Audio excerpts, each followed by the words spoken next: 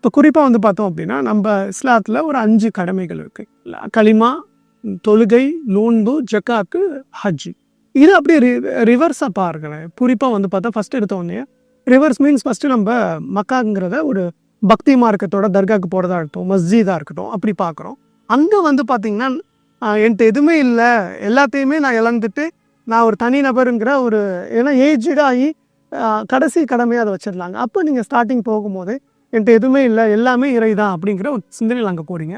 அங்கே ஜக்காத்துங்கிறது என்ன அப்படின்னா எல்லாருக்கும் ஆனால் கொடுக்கும் போது வந்து பார்த்தீங்க அப்படின்னா எல்லாருக்குள்ளேயும் இறை தான் இருக்குது, அப்படி எல்லாமே ஈக்குவல் தான் அப்படிங்கிறத உங்களுக்குள்ள அந்த ஜக்காத்துங்கிறது ஏற்படுத்தும். அதை பற்றி தனி வீடியோவே நம்ம டீப்பாக அடுத்ததில் போடலாம். ஏன் நோன்புங்கிறது என்ன பண்ணுது அப்படின்னா ஒவ்வொரு செல்லு வரையும் போய் கோரில் உங்களை வந்து க்யூர் பண்ணி உங்களை ஒரு புது ஹியூமன் பீயிங் ஆகுது. ஒரு விஷயங்கள் 21 நாள் தொடர்ந்து செய்யும் போது என்ன ஆகுது அப்படின்னா அது ஒரு புது ஹேபிட்டாக மாறுது, அது புது பழக்க வழக்கமாக மாறுது அப்படின்னு சொல்லிட்டு சயின்ஸு சொல்லுது.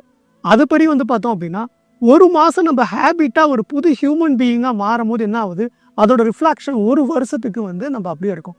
அந்த பியூரிஃபிகேஷனோட நீ வந்து தொழுகும் போது அங்கே நீ இறையோட அப்படியே கலந்துடுற. ஏன்னா தொழுகைங்கிறது இவ்வளோ உச்சமான ஆன்மீக பயிற்சிங்கிறத போன வீடியோவில் நம்ம போன எபிசோடில் சொல்லியிருந்தேன்.